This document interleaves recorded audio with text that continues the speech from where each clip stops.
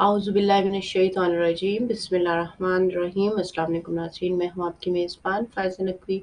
इस दुआ के साथ कि जहाँ रहें खुश रहें, आबाद रहें, अल्लाह ताला की बेशुमार रहमतों बरकतों उसके फ़ज़ल और करम के साए में रहें। परवरदिगार आप सबको सभी अपनों समेत दो जहाँ के शर से महफूज रखे, दो जहाँ का खैर कसीर आप सबके मुक़द्दर में करे और इस दुनिया को अमन अमान से भर दे, इंसाफ से भर दे और इमाम वक्त के ज़हूर में ताजील फरमाए और तमाम मज़लूमीन जहाँ भी हैं, बिलख़ुसूस गज़ा, फ़लस्तीन, लबनान, शाम, इराक़, ईरान, अब पारा चनार, सूडान और जहाँ भी हिंदुस्तान के मुसलमान कश्मीरी बहन भाई और जहाँ भी इंसानियत दुख तकलीफ़ रंज व गम में है, उन सब के दुखों तकालीफ़ रंज व गम को सुकून, राहतों और दायमी और दुनियावी कामयाबियों से भर दे और हम सब को परवरदिगार की बंदगी, उसकी समत इखलास की तौफ़ीक अता करे और हम सबको इस काबिल करे कि वक्त के इमाम के जो दिल की खुशी, उनके सुकून और उनकी रज़ा और उनकी जो मर्ज़ी है उनके मुताबिक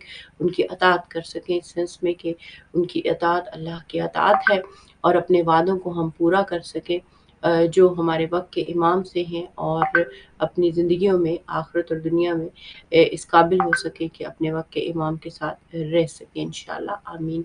आप उम्मीद और दुआ करते हैं कि आज जिस तरह के पीर का दिन है 23 जून है, उम्मीद और दुआ करते हैं कि आपके दिन का आगाज़ अल्लाह की हम्द व सना से, उसकी शुक्रगुज़ारी से, उसकी नेमतों को याद करते हुए हो चुका होगा और आप सब अपनी ज़िंदगियों में जहाँ भी होंगे इस एतबार से अपनी जो अच्छी पॉजिटिव मस्बत काविशें होंगी उनके मुताबिक जो है वो अपना काम कर रहे होंगे और इस एतबार से आज के दिन की रूटीन भी आपने देख ली होगी कि हम आज क्या करने वाले हैं, अहम तरीन काम क्या हैं, इस वीक में क्या काम अंजाम देने हैं, क्योंकि जिस तरह कायदे आज़म मोहम्मद अली जिन्ना फरमाते थे कि ईमान, इत्तेहाद और तंजीम होनी चाहिए, इसी तरह जो तंजीम है और डिसिप्लिन है उसमें इंसान का अपने शॉर्ट टर्म गोल्स और लॉन्ग टर्म गोल्स का और इसके अलावा जो हमारी डेली रूटीन में जो चीज़ें होती हैं जो नाव की ताकत है उसके अंदर भी बहुत ही सारे काम होते हैं जो अगर हम डेली रूटीन में उन सब पे तवज्जो करें तो इंशाल्लाह हमारी ज़िंदगियां बेहतरी की तरफ बढ़ सकती हैं।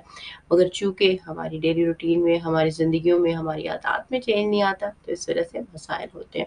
अल्लाह ताला से दुआ है कि आप जहाँ हों अल्लाह आप सबको सेहत और तंदुरुस्ती दे, सलामती दे, खुशियाँ दे सब अपनों के समेत और आपको अल्लाह अपनी रहमतों के साए में रखे और इस दुनिया को अमन अमान का गहवारा बनाए और जो ममालिक भी जहाँ भी अपनी जो आज़ादी की जंग लड़ रहे हैं, हुर्रियत की जंग लड़ रहे हैं और इस दुनिया में आलमी ज़ालिम समाज के सामने डट कर खड़े हैं, उन सब की जो मदद और नुसरत फरमाए। हम कुछ नहीं कर सकते तो एक बहुत अहम काम जो हम सब की ज़िम्मेदारियों में शामिल होता है, अपने घरों में, अपनी महाफ़िल में सबसे इम्पोर्टेंट काम जो आज हम करें और जब भी मुमकिन हो करें, इसकी महाफ़िल अंजाम दें, वो जो है ज़ियारत आशूरा और जो हदीस किस्सा की महाफ़िल हैं जिनका हम ख़ुसूसी इनेकाद करें और नुसरत जो मज़लूमीन हैं उनके लिए दुआ करें कि जो वो एफ़र्ट्स कर रहे हैं हक़ के लिए जुर्रत का काम कर रहे हैं, उन सबको अल्लाह ताला नुसरत और जो कामयाबियाँ अता करे।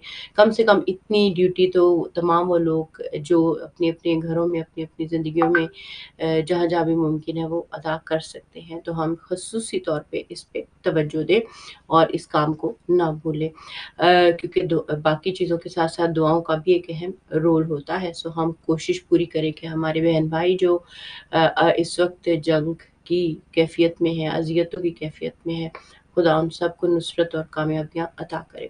अभी हम बढ़ेंगे मौसम के हाल पे और देखेंगे कि मौसम कैसा है। जो ओवरऑल मौसम मिक्स है, थोड़ा क्लाउडी और सनी मिक्स रहने की तवक्को है, हब्स है और जो हवा भी है, लेकिन डिपेंड करता है कि आप किस जगह में हैं। 19 डिग्री सेल्सियस रहेगा लंदन में और 14 डिग्री सेल्सियस रहेगा मैनचेस्टर में, जबकि कार्डिफ में भी 14 डिग्री सेल्सियस है, ग्लासगो में भी 14 डिग्री सेल्सियस रहेगा और जो नॉर्दर्न आयरलैंड में भी 14 डिग्री सेल्सियस रहेगा, जबकि कार्डिफ में 17 डिग्री सेल्सियस रहने की तवक्को है, और जबकि इस्लामाबाद पाकिस्तान में 33 डिग्री सेल्सियस रहने की तवक्को है। और उम्मीद और दुआ करते हैं कि हम जहाँ भी हों, हमारी ज़िंदगियों के मौसम, गिरदो-नवाह के मौसम और हमारे इखलास और इखलाक के मौसम जो है वो पाकीज़ा, रोशन और नूरानियत से भरपूर हो।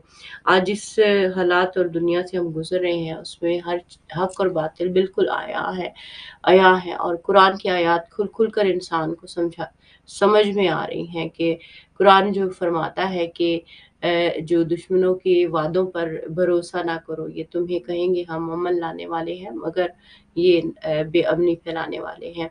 ये जो इनकी बात-बात पर झूठ बोलते हैं। तो हम ये देख रहे हैं कि इस वक़्त दुनिया में हालात बने हुए हैं, और आलमी ताकतें जिस तरह से झूठ, धोखेबाज़ी और जो हिपोक्रेसी और डबल स्टैंडर्ड्स का मुज़ाहिरा कर रही है, ये सिर्फ़ ये नहीं है कि मुसलमानों की मसला है, ये इंसानियत के लिए भी तबाहकुन है। मुसलमानों का मसला सिर्फ़ इसलिए ज़्यादा है क्योंकि मुसलमान वो कौम है, वो मिल्लत है, वो उम्मत है जो ला की बुनियाद पर है, जिन्हें अल्लाह ताला ने सबसे पहले कहा ही ला कहने को है, कि हर तागूत, हर ज़ालिम, हर जो फ़िरौन है, नमरूद है अपने ज़माने का, उस सब को जो है वो ला कहोगे, हर ख़्वाहिश को ला कहोगे, अपने सामने अपने आप को ला कहोगे, अपने वजूद के अंदर मौजूद बुतों को ला कहोगे, तो फिर ही इल्लल्लाह की मंज़िल तक पहुँच सकोगे। तो आज ये यकीन कीजिए कि ये हम इसी इम्तिहान में खड़े हैं। ये आज़माइश सिर्फ़ उन लोगों की नहीं है जो मैदान जंग के अंदर खड़े हैं, बल्कि ये में जो आज़माइश है, ये हम में से हर मुसलमान की है, हर इंसान की है जिसका ज़मीर ज़िंदा है, जिसके अंदर इंसानी अक़दार ज़िंदा है, जो वैल्यूज़ के लिए डिटरमिन्ड है, जो जानता है कि हक़ और बातिल मिक्स नहीं हो सकते, जो जानता है कि ख़ामोश रहना भी दुश्मन का साथ देना होता है, जो जानता है कि जो हक़ को छोड़ देते हैं, ज़ाहिर है वो फिर आखिर में दायमी नुकसान उठाते हैं। तो हम इसमें अपनी ज़िंदगी की तैयारी करें, अपने आप को अपने बच्चों को, अपनी नस्लों को इस मुनासबत से तैयार करें कि अब आने वाला जो वक्त है वो आपकी हर कुव्वत का मुतकाज़ी है, आपके फुल पोटेंशियल का मुतकाज़ी है, चाहे वो औरत है, चाहे वो मर्द है, चाहे वो बच्चा है, चाहे वो बच्ची है। हर इंसान को अपना रोल पर प्ले करना है, और अब हम सबको भी अपना वो जो एक ज़हनी फ़िक्री दायरा है ना, जिसके अंदर हम हर वक़्त एक अपनी ज़ाती सियासत, जो ख़ानदानी सियासत है, हिपोक्रेसी है, और दूसरे को दबाव में रखना, ज़ुल्म और सितम एक दूसरे पर एक दूसरे के हकूक़ गस्ब कर लेना, इससे निकल कर असली दुश्मन पर तवज्जो देने की ज़रूरत है, क्योंकि अब वो आपके घर में मौजूद खड़ा हुआ है। वैसे तो वो पहले से ही खड़ा हुआ है, ये अलग बात है कि हमें अंदाज़ा नहीं है कि वो किस अंदाज़ से खड़ा है। लेकिन अब ये बात आ चुकी है कि अब ये आपकी इस सेंस में बका का खतरा बन चुका है कि आप ज़िंदा भी बचेंगे या नहीं बचेंगे, ये वो हालात उस तरफ बढ़ रहे हैं। तो उस मुनासबत से हर इस मिल्लत को जो आप चाहे इसमें हिंदुस्तान के मुसलमानों को देख लें, आप कश्मीरी बहन भाइयों को देख लें, म्यांमार की हालत देख लें, पाकिस्तान में पारा-चनार की हालत देख लें, और जो बलूचिस्तान में हमारे बहन भाई जो कुछ मुश्किलात में हैं, जिनको पूरे हकूक़ सम टाइम नहीं मिलते, उनके हालात देखते हैं। ये तो वो अंदाज़ हैं जो हमें मालूम है, लेकिन ये बहुत से अंदाज़ ऐसे हैं अब जो जिस जंगों की कैफ़ियत की तरफ हम जा रहे हैं, उस मुनासबत से हमें अपने आप को, अपनी नस्लों को फ़िक्री तौर पे तैयार करना है, आइडियोलॉजिकली तैयार करना है। अब चूँकि मजालिस आने वाली हैं, मुहर्रम आने वाला है, तो उस मुनासबत से भी जो भी ज़िम्मेदार हैं मेंबरों के, यानी मजालिस के, उन्हें उन लोगों को लेके आना चाहिए जो आइडियोलॉजिकल और फ़िक्री तरबियत करें, और जो खुद भी तरबियत याफ़्ता हों। आप यकीन कीजिए कि इस सारे जो क़ज़िये में जो अभी इस वक़्त हक़ और बातिल का हो रहा है, इसमें गैर तरबियत याफ़्ता और तरबियत याफ़्ता का फ़र्क वाज़ेह हो जाता है कि आप जब फ़िक्री तौर पे, रूहानी तौर पे, क़ल्बी तौर पे एक मिशन के साथ, अंडरस्टैंडिंग के साथ कनेक्टेड नहीं होते हैं, तो आप दुश्मन की किसी भी चाल का हिस्सा बन जाते हैं, और उससे मफलूज हो जाते हैं, पीछे हट जाते हैं, या अंधेपन का शिकार हो जाते हैं, या उसका हिस्सा बनकर तबाह और बर्बाद हो जाते हैं। इसलिए हमें अपने अंदर इस दानिशमंदी को, इस बसीरत को डेवलप करना है। और जब भी कोई जंग लड़ी जाती है तो वो सिर्फ़ और सिर्फ़ हथियारों की नहीं होती, सिर्फ़ और सिर्फ़ दुनिया में इन चीज़ों की नहीं होती है कि आप क्या करें। उसमें सबसे बड़ी जो क़ुव्वत होती है वो खुदा से ताल्लुक़ की क़ुव्वत होती है। वो खुदा से रिश्ते की जो तरबियत होती है, रसूल अहले बैत की बताई हुई, सिखाई हुई उसवा के मुताबिक जो अक़दार हैं, उनसे जुड़ी होती है। और ये उसवा के अक़दार आज हम हक़ व बातिल के मार्के में बहुत वाज़ेह अंदाज़ से देख सकते हैं। और हमें इस मुनासबत से ना फ़क़त अपने आप को इल्मी फ़िक्री एतबार से तैयार करना है, टेक्नोलॉजी के एतबार से तैयार करना चाहिए, बल्कि जो अपने फ़िक्री एतबार से भी अपने आप को उलझाव से और तज़ादात से बाहर निकालने की ज़रूरत है। बहरहाल ये छोटी-छोटी चीज़ें थी जो मैं आपके साथ शेयर करना चाहती थी, लेकिन इसमें ये अहम पॉइंट जो मैंने आपसे पहले भी ज़िक्र किया, हदीस किसा और ज़ियारत आशूरा का जहाँ-जहाँ जो भी एहतमाम कर सके, चाहे 2 लोग मिलकर पढ़ सकें, 5 लोग घर के पढ़ लें, कि कोई महफ़िल इकट्ठे मुनक्किद कर लें, डेली बेसिस पे आप सब ये मुनक्किद करें और अपने बहन-भाइयों के लिए जो ईरान में है, लबनान में है, गज़ा में है, शाम में है, यमन में है, जहाँ-जहाँ भी जो इस वक़्त दुश्मनाने इंसानियत के साथ नबरद आज़मा है, उनकी कामयाबी, उनकी फ़तह के लिए दुआ करें। रहबर मुअज़्ज़म की सलामती, उनकी सेहत और उनकी हिफ़ाज़त के लिए दुआ करें। गद्दारों की तबाही और बर्बादी के लिए दुआ करें कि जिनकी वजह से असल नुकसान होता है। बाहर के दुश्मन से ज़्यादा बड़े दुश्मन जो हमारे अंदर मौजूद हैं, उनकी तरफ भी मुतवज्जो रहना हम सब की ज़िम्मेदारी है। और ये ज़रूरी नहीं है कि जहाँ पे ये सब हो रहा है सिर्फ़ वहाँ पे ज़रूरत है, पाकिस्तान को सबसे ज़्यादा ज़रूरत है, क्योंकि वहाँ पे हमारे जो बहन-भाई हैं, वहाँ पे तो चारों तरफ से दुश्मन ही दुश्मन है हमारे इर्द-गिर्द। सो हमें बहुत ज़्यादा मुहतात होने की ज़रूरत है। अपनी ज़िम्मेदारी को इस वक़्त इस हालात में समझने की ज़रूरत है। अपने बच्चों को, नस्लों को और जवानों को इस एतबार से तैयार करने की ज़रूरत है। अल्लाह ताला हमारे जो मुसलमान बहन-भाई हैं ईरान में, इराक़ में, शाम में, लबनान में, गज़ा में, फ़लस्तीन में, उन सब की हिफ़ाज़त और नुसरत फ़रमाए। अभी बढ़ेंगे हिदायत वॉक की जानिब और इंशाअल्लाह आएँगे हिदायत वॉक के बाद कि देखेंगे मौलाना गुलाम हुसैन अदील साहब क्या पैगाम हमारे साथ शेयर करते हैं। आऊज़ु बिल्लाहि मिनश शैतानिर रजीम, बिस्मिल्लाहिर रहमानिर रहीम, बिही नस्तईन व हुवा खैरुल मुईन। अल्लाहुम्मा इन्ना नरग़बु इलैका फ़ी दौलतिन करीमा तुइज़्ज़ु बिहल इस्लाम व अहलह व तुज़िल्लु बिहन निफ़ाक़ व अहलह व सल्लल्लाहु अला मुहम्मदिन व आलिहि तय्यबीन अत्ताहिरीन मासूमीन अल-मुंतजबीन अल-हुदातिल मुहम्मदीन सय्यिमा बक़िय्यतुल्लाहि फ़िल आलमीन। अम्मा बअदु फ़क़द क़ाल अल-इमाम जफर as-सादिक अलैहि सलातु वस्सलाम अर्बअतुन युज़हिब्न ज़िया मुवद्दतन तमनहुहा मन ला वफ़ाअ लहू। हज़रत इमाम जाफ़र सादिक अलैहिस्सलातु वस्सलाम का ये फरमान है और हम वॉक विद हिदायत में अपने मौला और आका हज़रत इमाम जाफ़र सादिक अलैहिस्सलातु वस्सलाम की तालीमात हैं, उनसे फैज़ हासिल करें। जितने भी इस वक्त हमें नाज़रीन देख रहे हैं और मोमिनीन और मोमिनात, अल्लाह सुब्हानहु व तआला उन्हें अपने हिफ्ज़ और अमान में रखे, सेहत और सलामती नसीब फरमाए। इमाम अलैहिस्सलातु वस्सलाम फरमाते हैं, देखिए बहुत और तवज्जो की ज़रूरत है, चूँकि हिदायत ये जो वॉक होती है ये तकरीबन वो एक इल्मी प्रोग्राम है, फ़िक्री प्रोग्राम है और इंटरटेनमेंट भी है इसमें। इंटरटेनमेंट के साथ साथ एक बहुत बड़ा इल्मी सरमाया है, क्योंकि हम अहले बैत अतहार मुसलमान की उन तालीमात को अपनी ज़िंदगी का हिस्सा बनाते हैं। आज हम अपने मौला और आका इमाम जाफ़र सादिक अलैहिस्सलाम की मुक़द्दस दरसगाह है, उसमें हम आज फैज़ हासिल करते हैं। मेरे मौला फरमाते हैं कि 4 चीज़ों से हम अपना टाइम ज़ाया ना करें,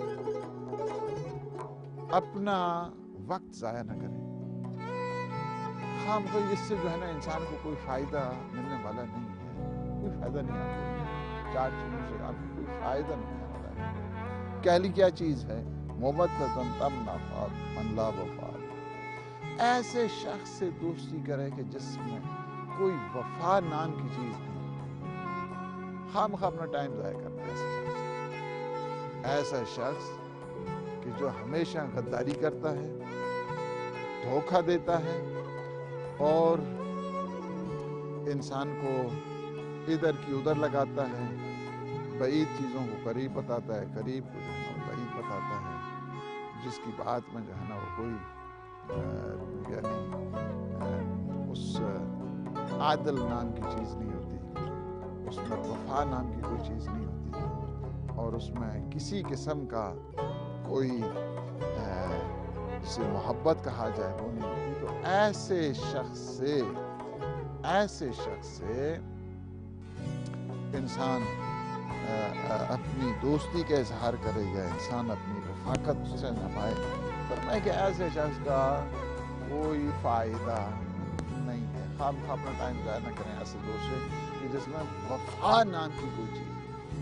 दूसरे इमाम फरमाते हैं कि वह मारूफ़ुन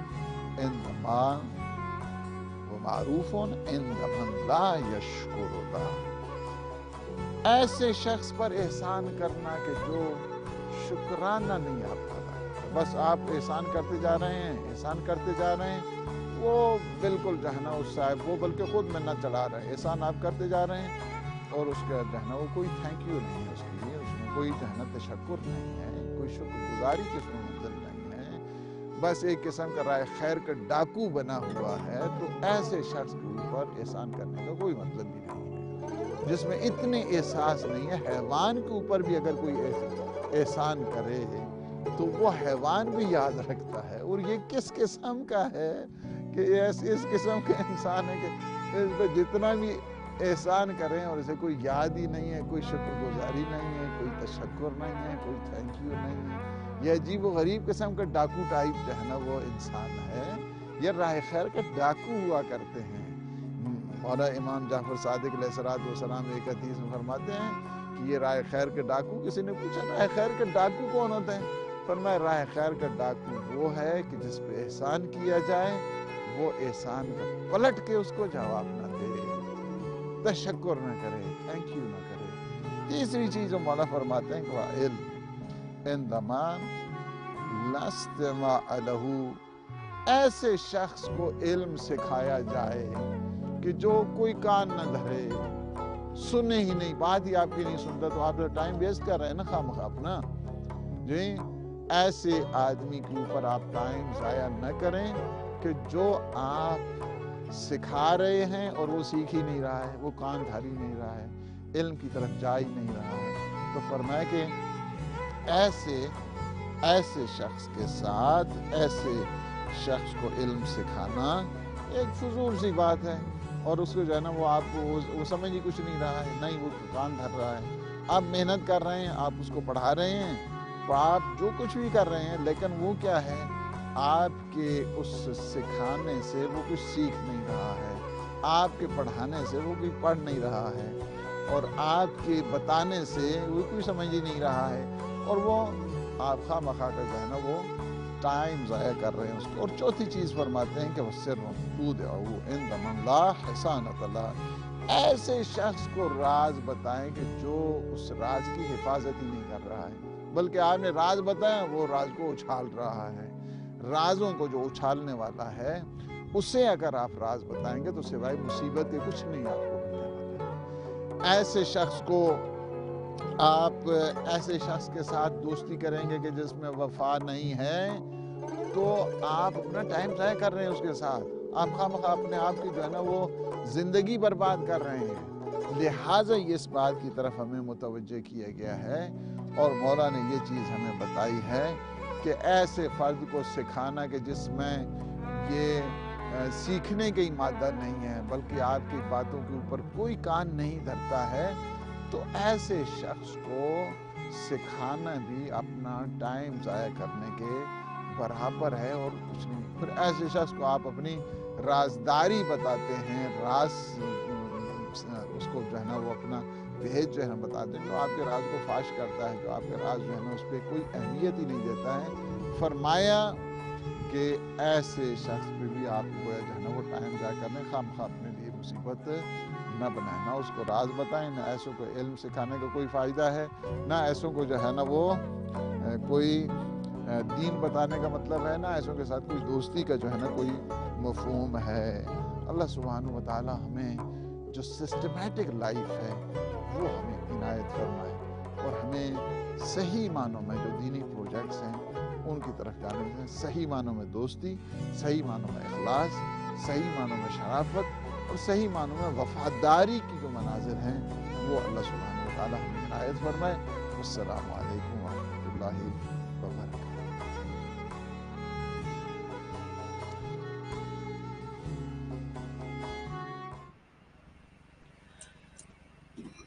अभी हम आगा के बहुत ही खूबसूरत पैगामात के बाद वापस आए हैं और यकीनी तौर पे जो पैगामात हैं बहुत ही खूबसूरत और कीमती हैं। हमें वक्त की जो कीमत है उसका अंदाज़ा नहीं है। हमारा हर लम्हा, हर सांस जो है वो बहुत कीमती है। इस मुनासबत से ज़ाहिर है हमें अपनी तरजीहात को मुरतब करना चाहिए और देखना चाहिए कि आज के दिन में, आज के पल में मैं क्या बेहतरीन कर सकता हूँ और मेरी इस मुनासबत से क्या ड्यूटी बनती है। तो अब हम अपने अगले सेगमेंट की तरफ बढ़ेंगे जो ईरान, इसराइल और जो यूएस के बीच में एक जंग चल रही है और थर्ड वर्ल्ड वॉर की जानिब हम बढ़ रहे हैं। टेक्निकली बहुत से लोग कह रहे हैं कि हम बढ़ चुके हैं वैसे, और 2 साल पहले भी इस तरह का डिस्कशन जो है वो जो वर्ल्ड ऑर्गेनाइजेशंस की एक जो मीटिंग थी उसमें उन्होंने किया था। सो आज वही हालात स्टार्ट हो चुके हैं और इसके साथ-साथ हम देखेंगे कि गज़ा में क्या सिचुएशन जारी है। We will move on to our next segment which is related to US, Iran and Israel war along with Gaza current situation, what's going on there, what is happening over there, and what is the status of starvation war over there. So we do have a very respectable guest with us, Farahu. He is a director of Palestinian Aid, and he is also campaigner, and he also runs an independent YouTube channel in which he is used to discuss all the current issues with wonderful guests. Assalamu alaikum, good morning, Farah. Thank you so much for joining us today, and hopefully in some time we will have Agha Sayyid Arif Rizvi with us as well. He might join us for about like 20 to 25 minutes or something. So we will discuss the situation with him as well. So first of all, welcome to the show. Thank you so much for joining us today. And first of all, I would like your viewpoint. Or I mean, you have been visiting Cairo, especially first of all, and there was some walk going on in favor of Gaza, if I'm not wrong, and there was some. You guys were arrested and been kept in custody by the authorities over there, and what happened, why it happened, if you could shed some light on the situation, and how is the current status of the starvation war going on in Gaza? Good morning, Faiza. Hello, everyone. Thank you very much for the invitation.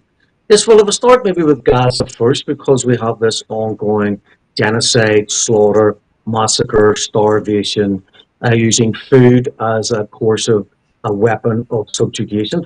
Well, the latest news really from Gaza is the fact that the ambulances now are those that were still working, those that have not been bombed with their complement of paramedics and ambulance rescue workers. And those that were still working now have no fuel.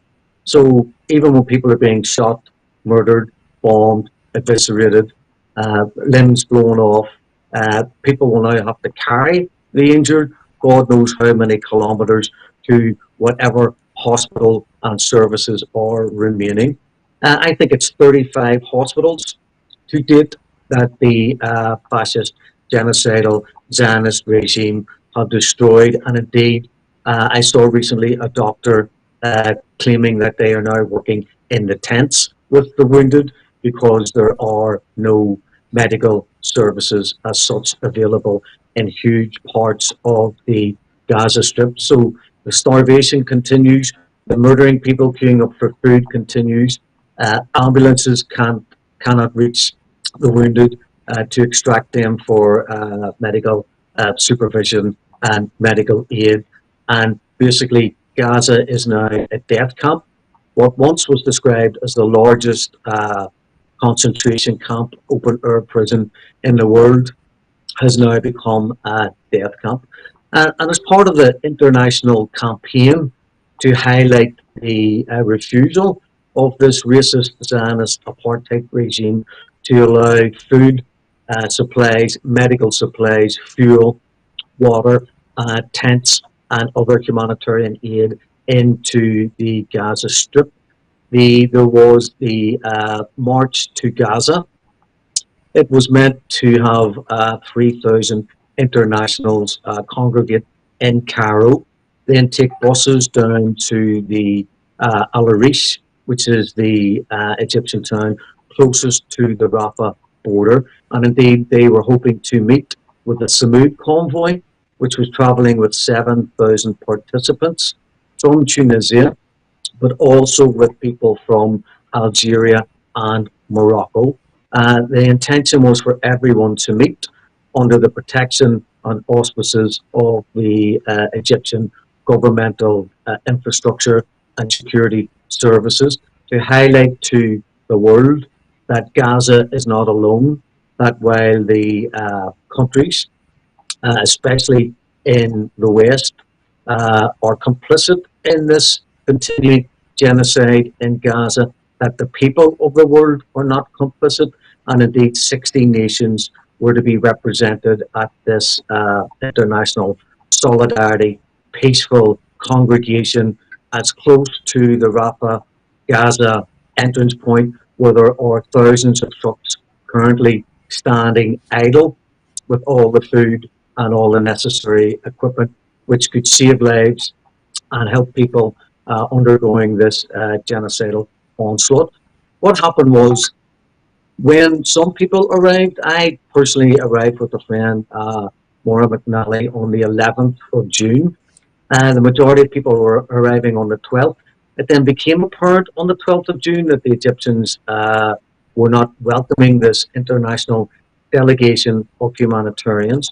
It has exposed the complicity of the Egyptian state in the ongoing slaughter in Gaza by its very refusal to facilitate 3,000 international delegates from showing their solidarity as close to the border with Gaza and occupied Palestine as possible. So on the 12th of June, hundreds, I believe, were detained at Cairo airport and deported back to the countries of origin. This was specifically members of the French delegation and members of the Algerian delegation. Now, we were supposed to leave on the 13th on buses to go down to Al Arish, but with the arrests at the airport, it became apparent that we were viewed as being non-desirables in Egypt.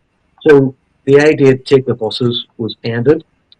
People took Uber taxis and street taxis and made their way towards Ismailia, which is approximately halfway towards the Suez Canal and Al Arish. And at the Ismailia security gate, about 40 minutes from Ismailia itself, several hundred, possibly 600 people were detained at one checkpoint and several hundred detained at a second checkpoint. So about 1,000 of the 3,000 international delegates who had managed to get to Cairo were then detained at these two checkpoints. Our passports were taken from us. We were detained for approximately 8 hours. Our passports were returned around 9:30 p.m. and around 10:30 p.m. when it became apparent that the Egyptian security services were wanting to put the delegates onto buses At that time, I assumed we were actually going to Cairo airport to be deported. We had a peaceful sit down protest. No one voluntarily agreed to board the buses to take them away from the checkpoint and further away from Al Arish in the opposite direction to the route we had intended to go. Then we were kettled in and surrounded by rat police. So we had rat police, we had the army, we had about 10 ambulances in attendance, and they put the gurneys on the grass in full view of the delegate participants. The obvious implication being if you don't leave voluntarily on the buses, we have an alternative form of transport to take you to the hospital. So they trailed some people away. At one stage, a young man who we believe that mercenaries were brought in and paid to help remove these peaceful sit-down protesters. It is claimed they may have been veteran. I cannot confirm that. But at least on one occasion, a young man had a whip and he whipped several people before he was restrained by others among his cadre. I don't know if this was like good cop, bad cop, or this was a young thug who fully intended to be as violent as possible. And he was restrained purely because we were an international delegation from people from all over the world. And I don't think the Egyptian authorities wanted any bad press associated with people being detained and potentially taken to hospital and badly beaten by their internal security services. So we were kettled around like a C ship around the protesters. We were broken into two encirclements, and then these young men, under the direction of the security services, started to beat and drag people away and put them onto the buses. So we were returned to Cairo around 1 a.m. People who didn't have hotel reservations because they thought they were going to Ismailia had to find hotel accommodations. It's illegal to protest in Egypt. You need to get a permit, which takes 3 days. So basically, the Egyptian dictatorship did not facilitate our journey to Al Arish. In fact, they brutally and forcibly removed people from a sit-down protest. Nelson Mandela's grandson was there. There were many people from official delegations from many countries, like Malaysia, like Ireland, like America, like France. There were people from Spain and Italy and a big Greek contingent. So Europe and the wider world were all represented on this humanitarian kind of solidarity act. It's exposed Egypt, not the people. The people are fantastic, helpful, friendly. They showed us a lot of goodwill when they realised why we were in Cairo and why we come to Egypt to show solidarity with the people of Gaza. So we couldn't protest. It would be impossible to get past the Suez Canal. That is the only entrance point into Al Arish, and there were security checkpoints all the way along the road, specifically looking for international delegates. So if we couldn't protest in Cairo for fear of being brutalized and imprisoned, and we couldn't get the Al Arish, then people decided that they would go home. And indeed, many people, including myself, will be in Brussels at the headquarters of the European Union Commission from the 25th to the 28th, protesting the EU's complicity in the continued genocide and slaughter in Gaza. So what may appear to be a failure in Egypt is a success in that it raised the profile again of what's happening in Palestine. It put it on the newspapers and the television screens in Ireland, the UK, France, Greece, anywhere, Malaysia, anywhere where there were delegates, their home countries followed the story. So it keeps Palestine front and centre. Next is Brussels, and we're seeing huge worldwide marches demanding an end to the genocide in Gaza, demanding an end to the occupation of Lebanon and Syria and Iraq, and an end to the war with Iran. So there is a global movement which is becoming bigger and bigger by the day. But this must be harnessed. Whenever the horror in Gaza stops and the war on Iran stops, We must harness this wave of humanity to dismantle the Israeli state. It can no longer stay in its present condition, which is a fascist, racist, supremacist state, which is destroying West Asia. It's killing hundreds of thousands of people, not for its security, but for the greater Israeli project. Israel was born in terrorism. It survives through terrorism and it expands through terrorism. And this regime must be brought to an end. Thank you, Farah, for sharing your current experience and all the people with your group and around people come from from different countries which were showing solidarity with the people of Gaza, Lebanon, and Iran, obviously. And you have exposed the double standard and the brutality of Egyptian internal government securities, internal securities, as well as the European Union and other groups which are obviously stopping these kind of groups from moving forward and from like standing up for the people who are oppressed and who are suffering in such a pain which is unimaginable. And I wish them all very well who were tortured or had been punished or whatsoever from these official authorities. So, and wish them a good luck as well, and would love to salute them in the sense that they have taken some pain for the people of Gaza, and it is the sign of humanity. It is the sign of consciousness.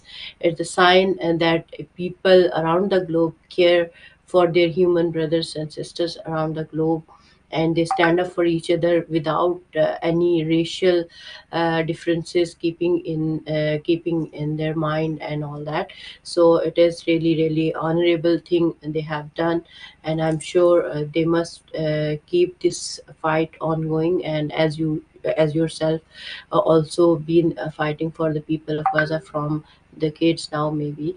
So this is something I mean very very concerning in the sense that when we look at the situation in Gaza, and all the institutions seems to be dead, or all the institutions looks like silent, or even not only silent, but instead they silence the voice of other people who are standing up for truth, for peace, for justice, for against oppression and separation. And this is something that is happening in front of our eyes. So how do you see this whole experience in that, from that particular perspective, in which all these countries, like for you just yourself mentioned that the government of Egypt is also complicit in the sense they, I mean, they didn't even send the aid, they even stopped the people who were trying to go over there and show their solidarity. So what would you like to share precisely, like what come out of the whole situation in the sense of lessons as as human being when we are a global village and we all care for all those people whose conscience is alive and who care for the humanity. What message do we get out of this situation, for example? I think the message is quite clear that when the governments of the world, not all of them, I mean, you have Iran, you have Yemen, you have Hezbollah, who are all trying to, in their own way, in their own time, with their own capabilities, are trying to bring an end to this genocide in Gaza. And it's exposed the Western governments yet again for the complicity in this ongoing slaughter and massacres in Gaza, but it's exposing them also in the war in Iran. What the people on the delegations proved is that when world governments don't step in, there becomes a moral imperative on world citizens to try and step in. I mean, you had the Madeleine, the boat that tried to reach Gaza. Now, that had only been stopped several days prior to our march to Gaza. So the symbolism as well as the timing was very important. They'd stopped the boat. Now this march has been prevented. But I believe some Malaysian, either the government or NGOs are planning a 1,000 boat flotilla. This is something that people in Gaza have called for. They've said that one boat trying to reach Gaza is a heroic endeavour for the people involved. But the Israelis can stop one boat, they can stop 5 boats, they can stop 10 boats. But how are they going to stop a wave of up to 1,000 boats that are maybe staggered out 100 a day for 10 days? Are they going to start murdering the people on the boats? I wouldn't put it past them, to be fair. How are they going to detain all those people on all those boats arriving sequentially? And they're going to have to put like a naval blockade in front of the shores of Gaza to prevent people from getting through.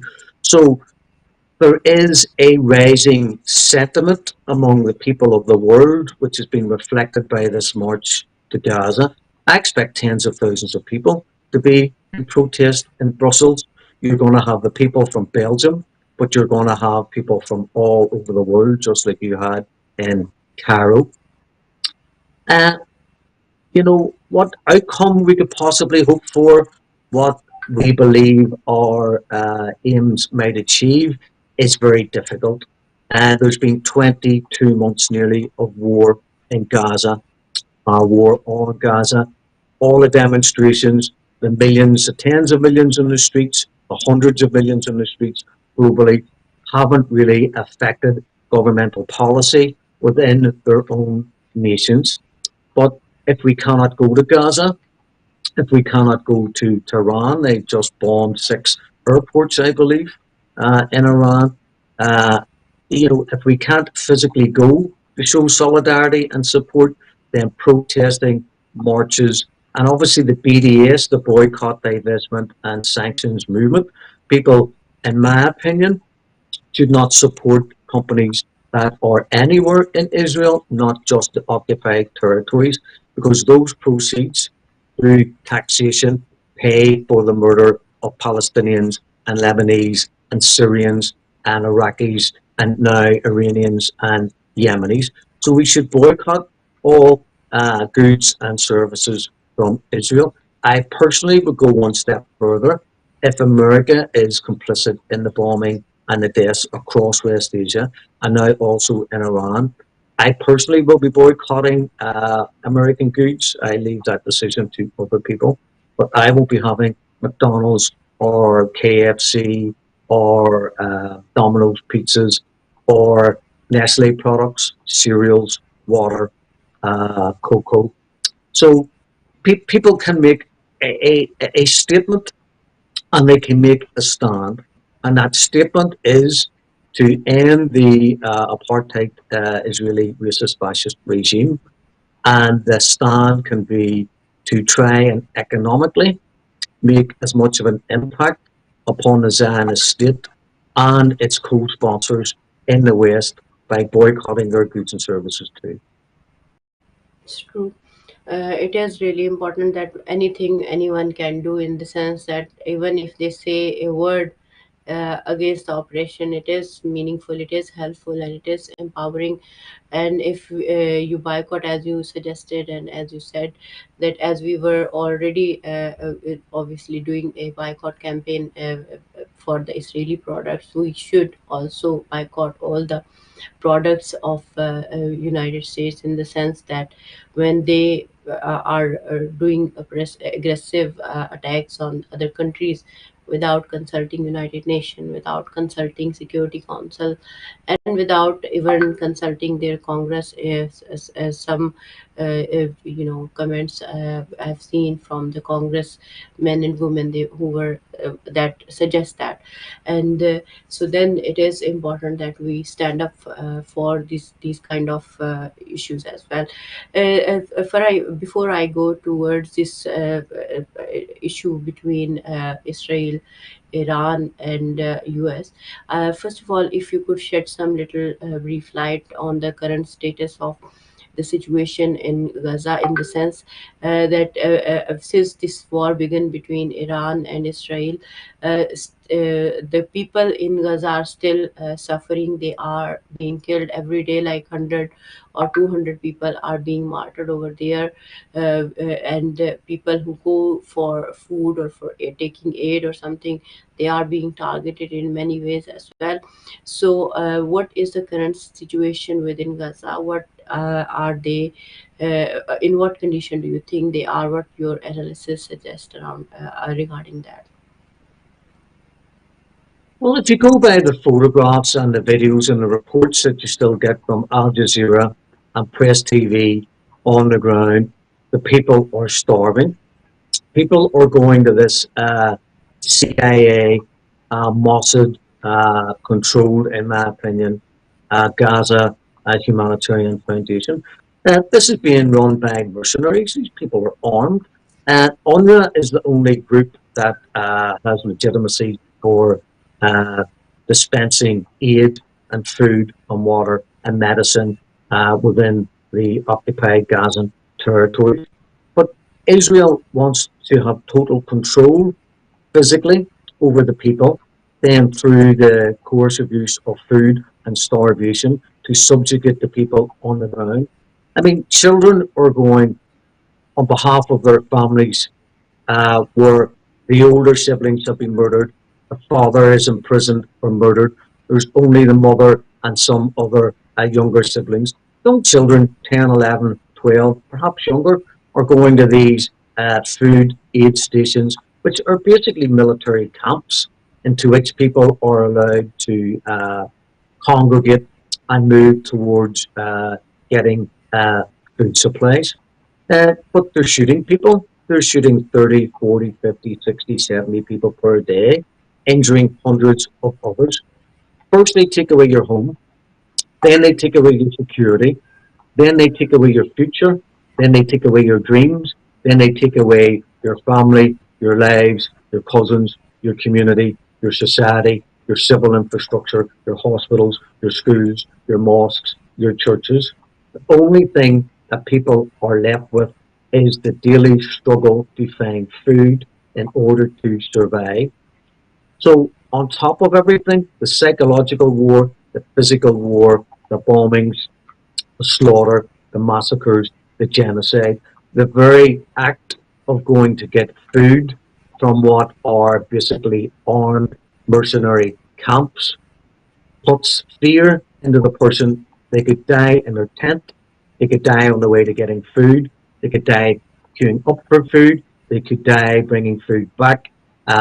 This total psychological war that you're not safe even when you're trying to go and get food from a from one of up to three armed military camps where people must go in order to get the food. So people are traumatized through what they're living through, and they're traumatized in the very act of trying to get a bag of flour or a kilogram of canned food in order to help your family survive.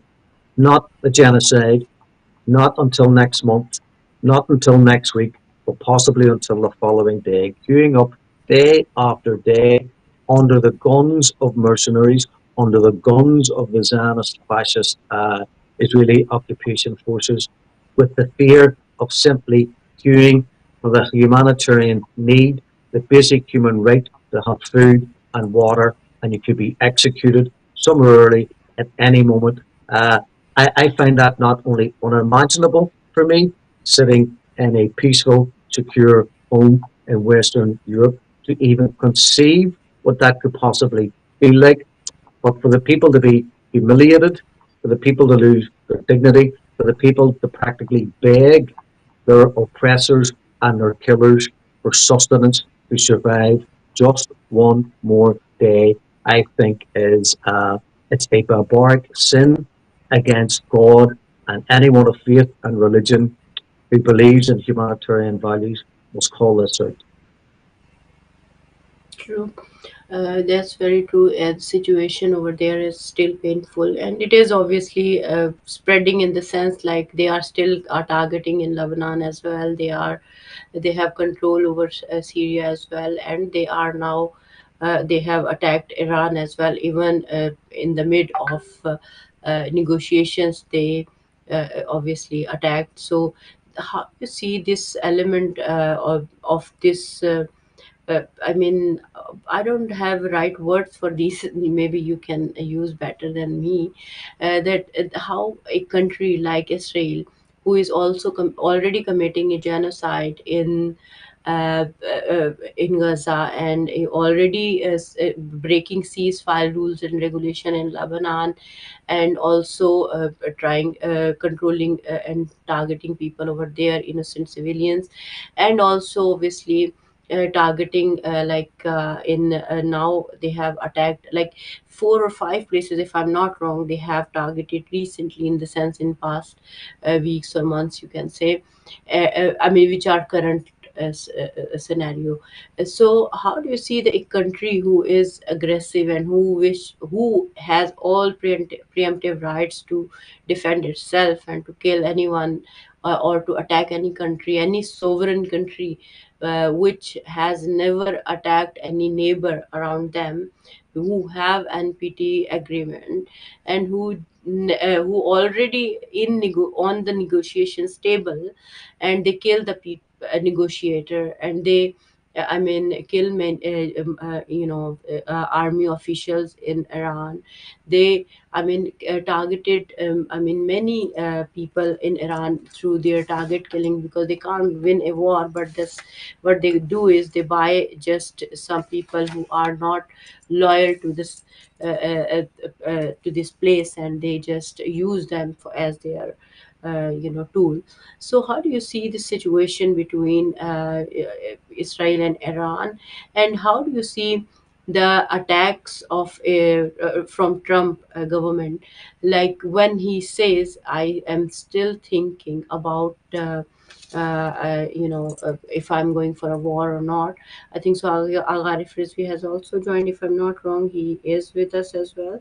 So I would like to welcome him on the show as well, just in case if he is on the line. Assalamu alaikum, Aga. Thank you so much for joining us ji today. Uh, वालेकुम अस्सलाम Farah, we do have Agharif Rizvi. He is a religious scholar and a current analyst as well.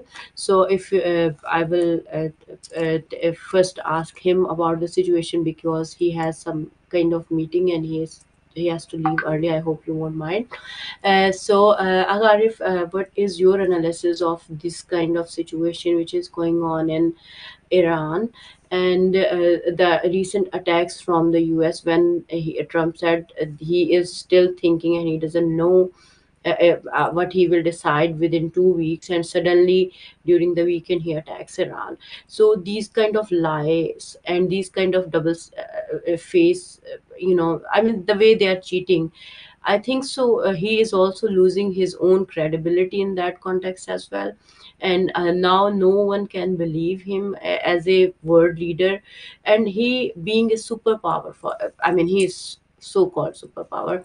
When something happened between Pakistan and India, he was the one who said now there is a ceasefire between them. So now, when a power like US has initiated this aggressive attack, which is unlawful, illegal, and United Nation, even the congressmen and women are saying he didn't consult a Congress, and I mean, his people. I mean, they call themselves a democratic country, and the people of America, they don't want this war, and he is fighting for Israel. So, how do you see this whole situation and his credibility, and what he is doing by doing these kind of aggressive attacks? Bismillah ar-Rahman ar-Rahim. I think the attack which Trump did yesterday night, not yesterday, day before yesterday night, it was basically a face-saving attack. As we all know that the U.S. Government, whichever government it is, has a very strong dominance of the Zionist lobby over there. And Netanyahu has been badly hit by Iran. Like almost 18th and 19th or 20th round of missile attack has taken place in Tel Aviv.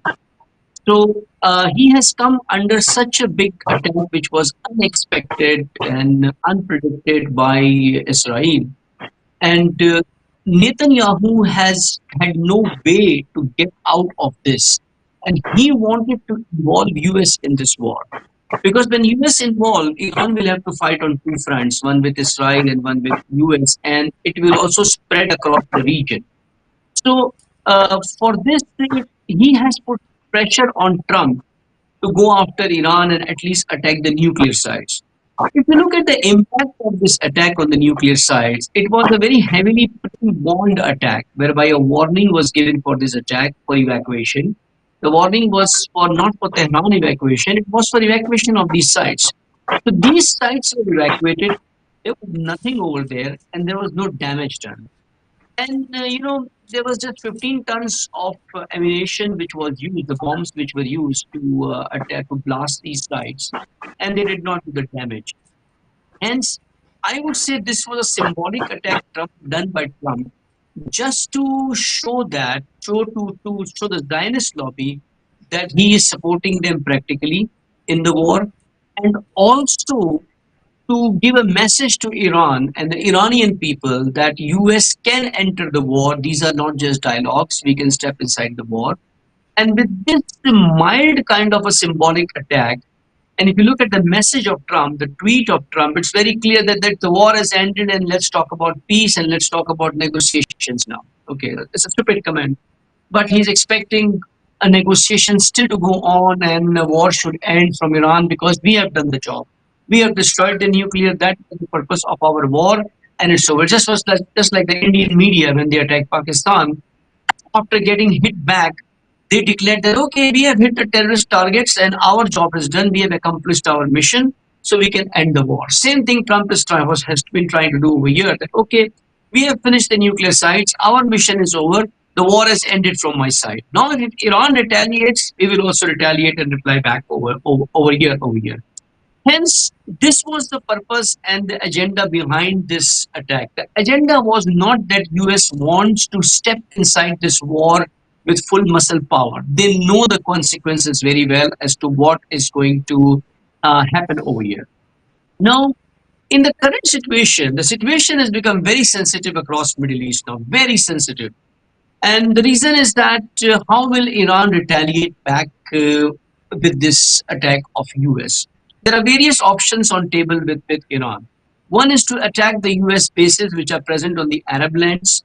If they do that, then the orientation of the war moves from Zionist versus Iran war to Iran versus Zionist and the Muslim countries war.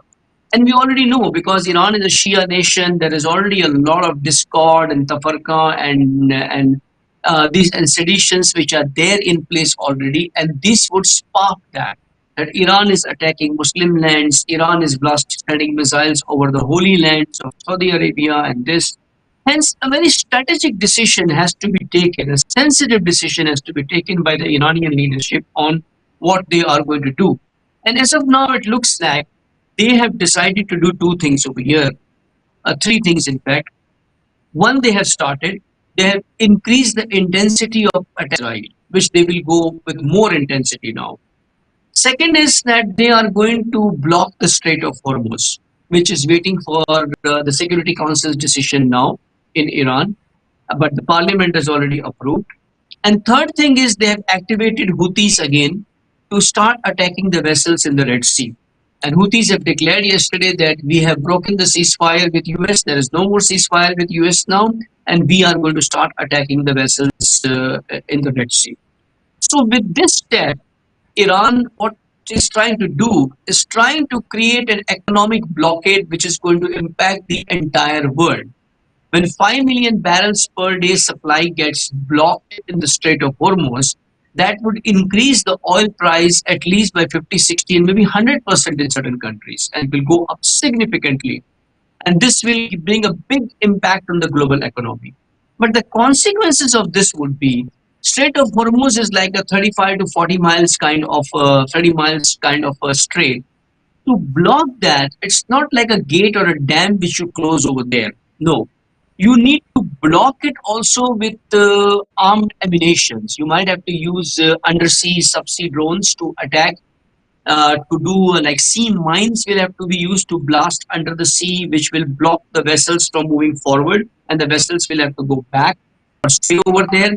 When this happens, there is a high possibility that US might again enter into the war to break the blockade of Strait of Hormuz. And Europe also today has given hard statement that this is not acceptable, that if you block the Strait of Hormuz, everything will get disturbed economically. But at the end, Iran has to do something. They cannot sit quiet on US attack and just accept it the way it was. Either they leave everything and come on the negotiation table, what Trump wants, or they have to continue the attack till the end, as the leadership of Iran is continuously saying that we want to end this war. We will end this war. End the war means they want to cripple Israel to a level that they won't be able to recover for a long time. And the benefit of this is also is going to go to the Palestinian nation. Now, in this crisis which is going on between Iran and Israel, people are not paying that much attention to what is going on in Gaza. There is a severe brutality, tyranny going on in Gaza. Every day, 60, 70, 80% are killed, and most of them are children and women. And there is starvation. There is hardly any aid reaching over there. The children are crying. They're dying in hospital. There is no medication. And a complete ethnic cleansing work is going on in parallel, whereby the war is going on between Iran and Israel over here. Hence, if Iran goes very aggressive on Israel, then definitely Israel will have to do something to either step back, come on the negotiation table, or do something to stop the war. They cannot sustain the war for a long time unless they get full US support in the war, whereby US warships also start to attack Iran. If they do that again, then Iran is not going to take a light approach, and they are going to start bombing back the bases which are there in the region, and it will spark off, and the entire region will burn. Right now, I think an hour before something, there have been severe attacks on Tehran again, very heavy attacks on Tehran. At the same time, there were attacks on Israel also, which Iran has done. So this war is going on. As I said, this is going to end soon. It's a matter of months, and even up to year, 2 years, it can go on with on and off. But whether it will spread beyond Iran and Israel, that's the sensitive stage where we are standing right now, and that is going to come out in next few days or a week maximum as to what Iran does, and in reaction to what Iran does, what would be the reaction of US and maybe others also. Also, I would like to mention that yes, there is also a diplomatic effort going on in parallel by Iran. Today, the Foreign Minister Abbas Araghchi has visited Russia, but the response from Russia is that they can only act as a mediator and can only condemn Israel, but they are not going to take any practical steps to step inside this war. But yes, Putin is indicating that if US comes head on into the region, then he has not said what he will do, but he is telling that that's not acceptable, that US should step in the region to do something against Iran. Keep it out, let it be between Iran and Israel only here. So that's what is a synopsis of what is happening over here. And as I said, and I repeat and reiterate that we are standing at a very, very sensitive point right now. We don't know in the next few days what is going to spark, what is going to blast, and how far this war is going to spread, whether it will turn into a regional conflict or not, and that how things are going to unfold, we'll come to know as time passes. But Aga, here my question is, for example, if Iran go for a negotiations, but we have seen that these kind of negotiations have never been successful, especially with the US. We know with the Gaddafi situation, with the Iraq situation, and there are many more examples we have regarding that. Whenever they go for a negotiation, they first negotiate and then they kill. And secondly, words of Trump administration or Trump itself are not trustworthy, in the sense if he says I am not going for a further escalation and this and that. So as Imam Khomeini, I was reading a quote, I'm not sure, you can shed better light on that if it's right or wrong, that Imam Khomeini said that if America says yes, take it as no, and if he says no, I mean, whatever he says, he lies and he does opposite to what he says. So how do you see this? Because we have seen this in 2 weeks, like whatever Trump is trying to twist, he was doing whatever, everything against what he was saying. So how one can trust on a country like America when they do what they ever have to do? Secondly, Okay. in through these acts, he has not make every country, I mean, in a sense of or you can say, in which they have to work for their nuclear weapon and their defense system to be very strong. Because if they don't have it, they will end up like Iran, or for example, Palestine, or maybe Lebanon, or maybe other countries. So how do you see this aspect? Because every country which is, we have seen this with India and Pakistan, if they thought that we have any kind of threat from Pakistan, so we are going to attack without consulting United Nations or a Security Council, or even violating international law in every essence. So how do you see this aspect, this kind of race they have started, that might is right is a rule, there is no law, there is no rules and regulation? And how do you see this thing now? Okay. First of all, when we talk about negotiations which Iran might do, they have learned a lesson very well that US is not trustworthy. Very well, the lesson has been learned. Not just the leadership knew it from day one and has been warning them, but the people inside, the diplomats, have also learned it by now that they cannot trust US, and specifically the Trump administration. Trump is a liar with his own people. He lies to his own people. There are many instances which we have, and we can quote also, that how he has been lying to the world that he has come to make peace, and he is the one who has caused the most trouble after he has come into power over there. His tenure has started. This negotiation, which when we say is going on with Russia trying to mediate in between, these are temporary ceasefire negotiations. These are not permanent negotiations, because permanent negotiation is that they want Iran to end nuclear, and then they want Iran to come out from the mullah regime, which they term at, which they quote as. Okay, now, ending nuclear, according to them, today there is a briefing in the Security Council of US also, where they're going to show the impact of what impact has been there with this attack on Iran nuclear sites. So, if they declare that yes, the attack was highly impactful and they've destroyed the entire nuclear sites of Iran, and Iran cannot become a nuclear power for next 20 years, 30 years, something like that, oh, then I think for them they have done the job. So there is no justification for them to ask any negotiation on nuclear now, because you have finished the nuclear. You yourself are claiming that you have finished the nuclear. So this negotiation is a mediation just to get a temporary ceasefire, whereby you get some breathing space and then come to some terms on how we can resolve the Iran-Israel conflict over here. Now, Iran has got a few issues also over here which are going on. One is definitely internal. The internal issue is that there are certain people in the government who want mediation and who want a break, that there should be a ceasefire at least when a break comes. The Iranian leadership doesn't want a break. Iranian leadership wants to straight away go after Israel and end it, because they know the Israelis cannot sustain this war. They cannot sustain this war. They will be out of Israel, it would be empty, they would be migrated, and it will be all finished.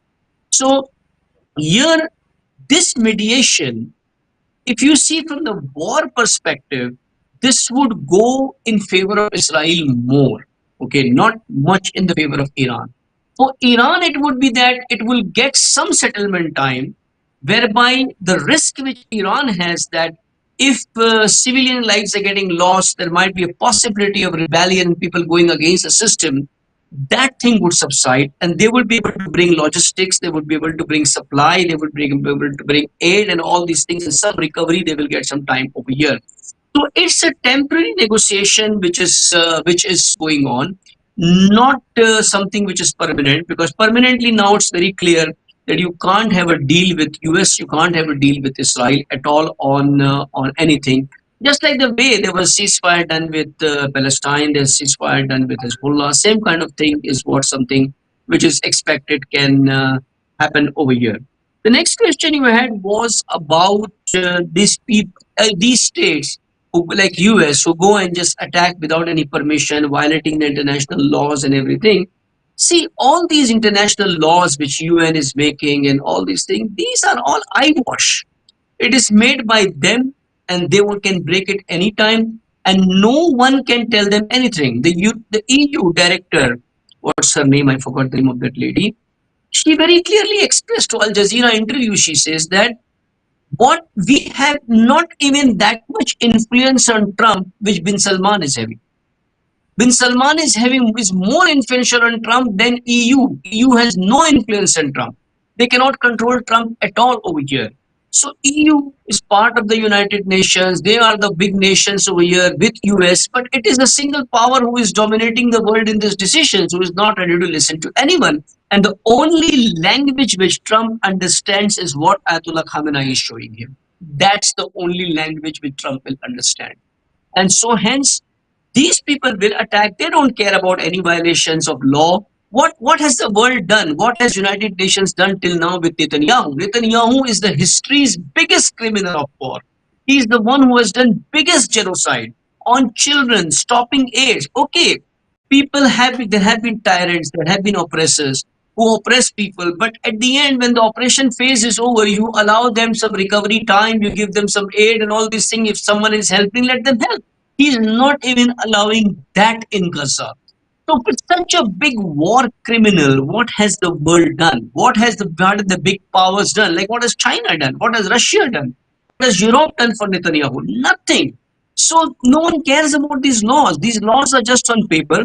These laws are for weak nations who are weak. These laws are for your enemies, those whom you consider your ideological or political enemies. These laws are made for them. They are not made for those who are making it. They're not made for tyrants. They're not made for imperialistic power. They're not made for Zionist lobby. They're not made for even Europeans. It's not made for anyone.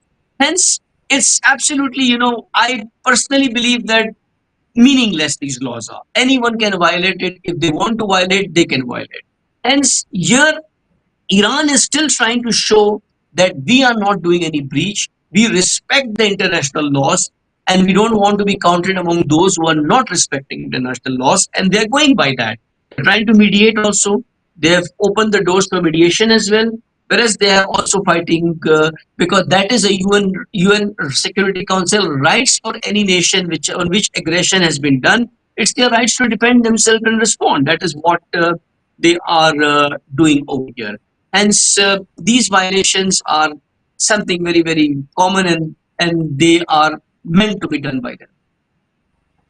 Other last question, I would like to get some light from you on that precisely, is that how do you see that if they go for all out war with US, for example, they might go because the language of Trump is suggesting that maybe they would go. I'm not sure, obviously, but just in case if they go for the war, do you think Iran would be fighting all alone, or China, Russia, or other country would step in? Because Russia has treaties with, obviously, Israel and US and whatsoever, and China is an economic country and they don't like wars, and obviously they are somehow, some facts suggest, not very happy with, for example, with Iran.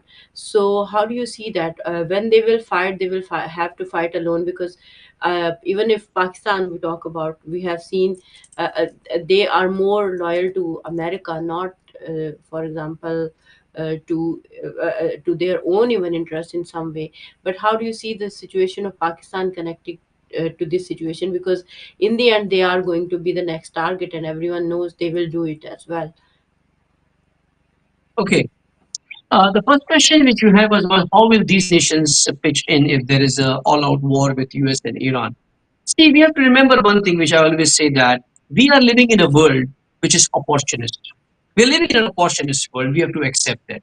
Everyone is after their own personal interests and personal gains, specifically the leadership of every country. They only think about themselves. No, Russia has interest in Europe. Russia has interest in Israel. Putin has said very clearly in his tweet, he has mentioned, we have 2 million Russians living in Israel. So how can I step into this war? Okay. Then China is also highly materialistic, highly opportunist.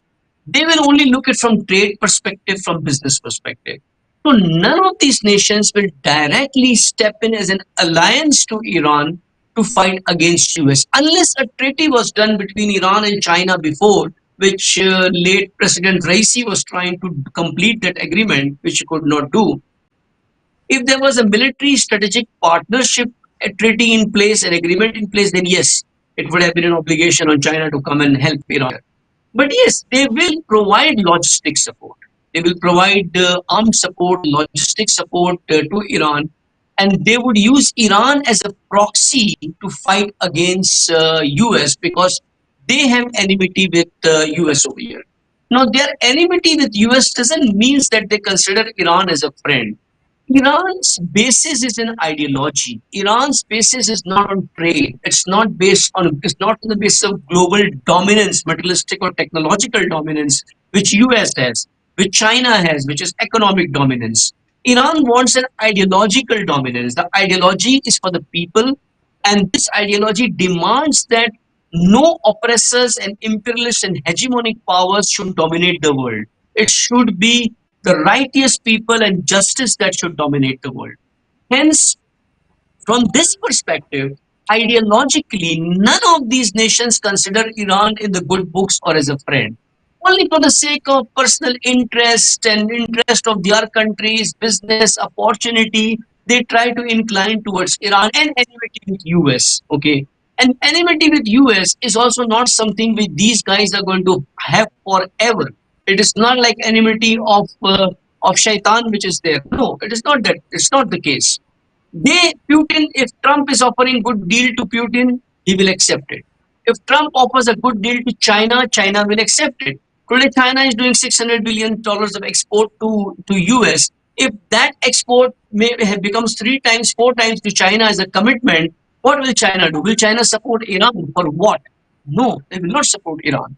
They are after money, they are after trade. So if they get these things, they will not step in.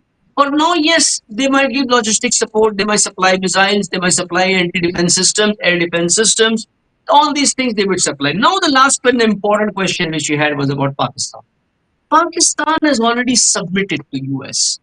It is, I think, it would be foolishness to say that, yeah, we have hope, we have some hope from Pakistan government. I'm not talking about Pakistan people. I'm talking about Pakistani state and the Pakistani establishment. They have submitted. Who can, even if you ask a blind person who has not seen anything, has been only listening, he will tell you that Trump is the biggest tyrant of this era. Trump is the killer of these children. The man behind Israel is Trump. The genocide which is going on every day in Israel today, Trump is behind that. Because if Trump wants, he can stop it. He doesn't stop. He wants complete cleansing of Palestine. For such a person, you go and recommend him for a Nobel Peace Prize. What would you call this? This is like licking their boots. It is buttering and pampering Trump that, okay, we are with you. Whatever you want, we are ready. We consider you as a peacemaker. We will give you our land even to attack Iran. This is the message which they have given very clearly, that Pakistan stands with US. They say, yeah, we don't stand with Israel, but we stand with US. That is Pakistan's position over here right now. And now the people and the religious elites, they don't have this position in Pakistan. They are standing Iran. But as I said before, if Trump plays this fitna, this sedition, and indulges Iran to attack Muslim lands, specifically Saudi Arabia, there will be again a big discord in Pakistan. No, Iran is attacking Muslim lands. And all these Nasibis and all these Takfiris will come up, and completely Pakistan will be like zero support to Iran in any form, not even a moral support from the people Iranians will get over there. And this is the dilemma under which Iran is right now, that if they do this, if they trigger this, the repercussions could be very bad from the perspective of Muslim unity. And that they don't want to damage at this stage. Hence, they have to do something very, very calculated, highly calculated response they have to give. Otherwise, it is going to cause a big damage over here. Though these nations, these Muslim nations, are not going to do anything for Iran. They're not going to do anything for Iran. But unnecessarily, Iran would not try to create a perspective that Iran doesn't care about Muslims, they are only Shias, and it's a battle of Shias versus Israel, not a Muslim Ummah versus Israel. They want to avoid that to the extent possible. But if a time comes, then yes, they will have to take a step and go after US. So that's what is about Pakistan. We should not even look at Pakistan's state, government, establishment as they are going to do anything for Iran. We can expect them to do something against Iran. We can expect them to launch US drones from Iran land, from Pakistani land into the borders of inside Iran. We can expect them to do that. But we can't expect them to support Iran specifically with military aid and all these things. No, they won't do that because they have proven it that they are submitted to Trump. You cannot go and have lunch with a person who is killing innocent people right at that time, and you are having a luncheon with him and then telling that you are the person who is establishing peace in the world. This is absolutely insaneness and foolishness, I would say, for a person at such a top level who's going and doing this. This is out of fear and out of greed. Both the things are there. What you are going to give me, what you are going to give us, and we are afraid of you. So that's what is the deal which Trump wanted, which he got it by inviting him for lunch. These statements are very clear that this Trump has had a successful meeting with Pakistan and he has resolved the issue of Pakistan. Pakistan no more with Iran. True. Thank you, Aga, for your analysis and the points you have shared so far. I would add Farah with us as well. If you would like to leave, it's up to your choice. Yeah, I please. mean, Thank just you in very case, much. as you suggested that your Thanks. time was limited, that's why. Thank you very much for your time. Farah, what is your analysis? What Aga has suggested, and so far you have been watching the news headlines and all that as well. What is your analysis of the situation? And second, if I would add one more thing to these questions which I have asked to Aga, you can obviously point out your analysis on these questions as well. That why do you think Iran did not I mean attack back, because I think so they don't have uh, because they attack through the air space, right? So they don't have technology, enough technology that could attack back in airspace like we do have army which have F-35 and sorry, F-16 or 15 whatsoever, and these jets do fight in the airspace. But Iran does not have this kind of I think so power with them. So how do you see this whole situation? How do you conclude the whole discussion?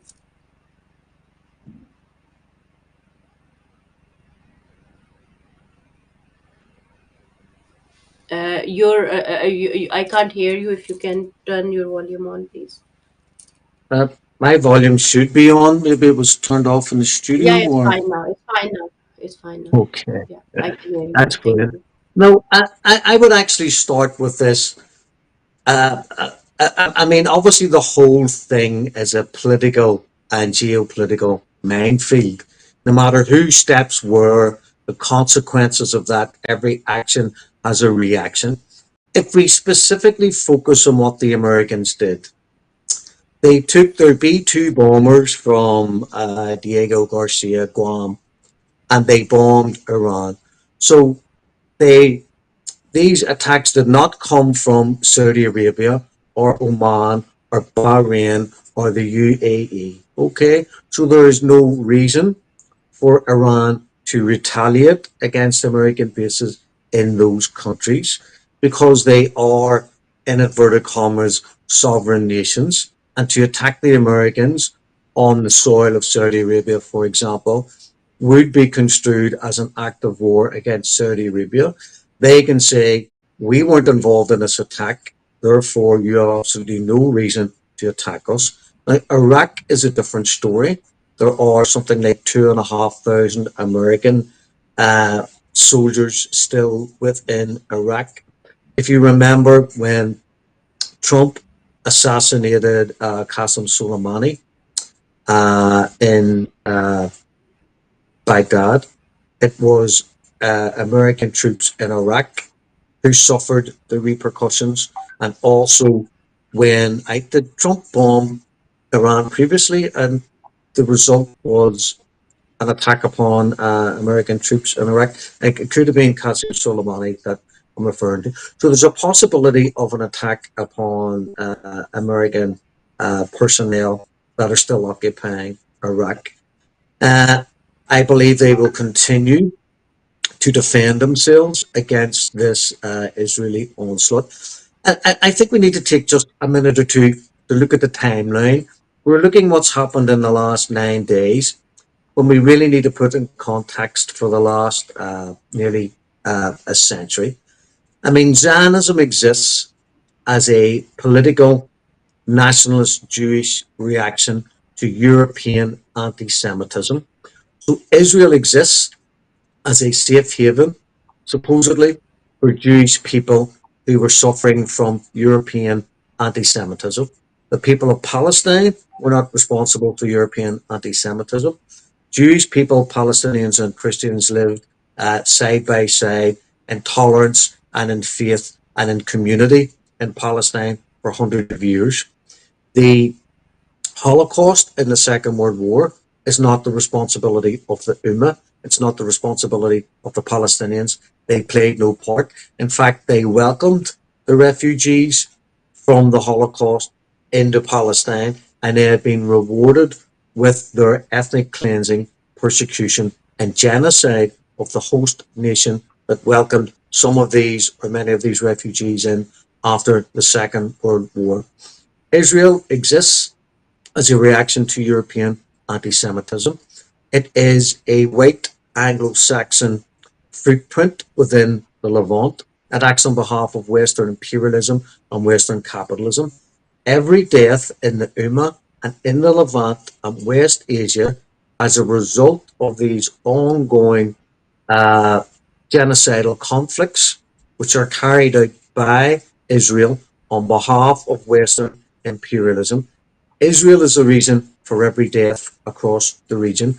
Israel is the reason for the destabilization of so many sovereign nations. Israel is the reason why the West bombed and invaded Iraq, bombed Libya. It has now balkanized Syria.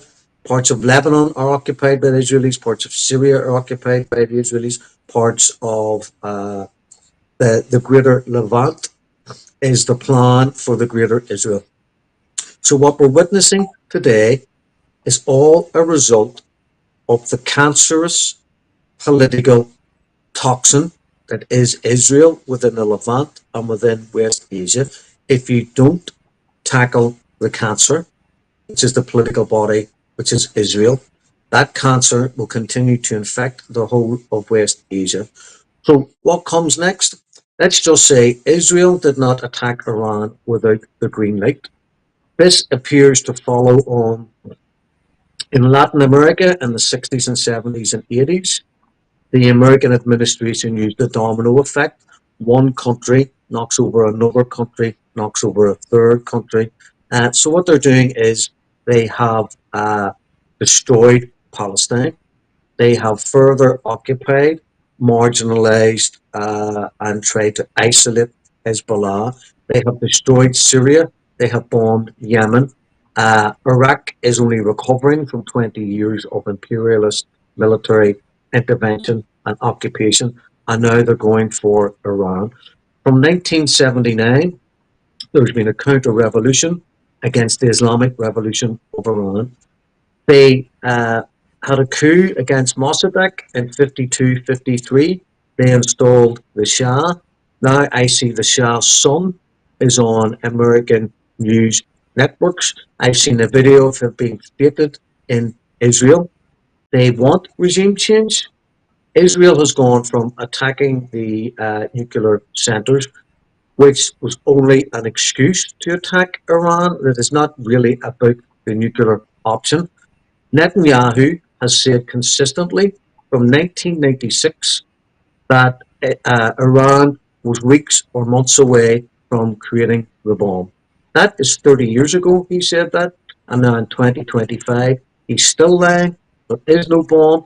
They are saying specifically that Iran has the bomb and that everywhere in the world is under the umbrella of the an Iranian atomic strike. The reality is the people who have the bombs in that area of West Asia are Israel. It is supposed to have 420 nuclear weapons. It has, I think, the Samson doctrine, not 100% sure, but they have actually told world leaders that if they suffer an existential threat to their existence, that they will nuke everybody in the world and take everyone with them. That is what I believe that has been said. I hope that that is. I hope that it's not true, but I hope that what I'm reporting is indeed fact. So they have gone from attacking the nuclear installations.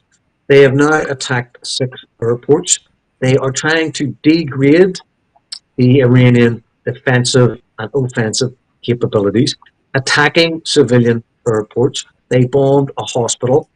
They are in the process of trying to slowly uh, mitigate the strength of the IRGC. I don't see this stopping anytime soon. They are not trying to bring Iran to the negotiating table under fire. There is a desire in the Israeli Knesset and with Netanyahu for regime change. They're trying to degrade Iranians' military capabilities. They are now attacking the infrastructure, much like they did in Lebanon. There will no doubt be internal attacks from MKO, possibly the Kurds and Mossad agents within Iran. So this may appear to be a calculated exchange of armaments between Iran and Israel, but I believe that Israel will possibly, potentially, start to increase and to broaden its attacks uh, in Iran, and I hope it doesn't follow what it's done in Gaza and what it's done in Lebanon. But if it does, so long as Israeli society pays no price for what the Israeli government does, then I don't think they will be under any pressure to end the war. So Israel kills civilians. The axis of resistance targets military infrastructure and military uh, personnel. And while this imbalance continues, you will see potentially a continuation of the huge loss of civilian life of the people targeted by Israel and practically no loss of civilian life by the targets chosen by the axis of resistance. And uh, I think so long as that remains the case, Israeli society will cheerlead this war. Thank you, Farah, for sharing your deeper analysis, and thank you so much for your patience as well. Because I've been asking questions from Aga, and you were quite, you have to stay quiet in that time. But I'm really very grateful for that patience and for your time and your experience you shared today regarding going to Cairo and all that. And I wish you all the best for everything you are doing for the people of Gaza, people of oppressed people of the nation, people around the globe. And I wish all the people who, all the people very best who are working for humanity, who are suffering and taking pain for these innocent lives which are being taken in Gaza, in Palestine, and who are standing against the tyrant and untruthful people who are lying and who are hypocrite and who are not truthful and working for justice. I'm really grateful for your time, and I will take a leave now and would like to say that we should all work together for peace and justice of this world. Thank you so much for watching. Allah Hafiz.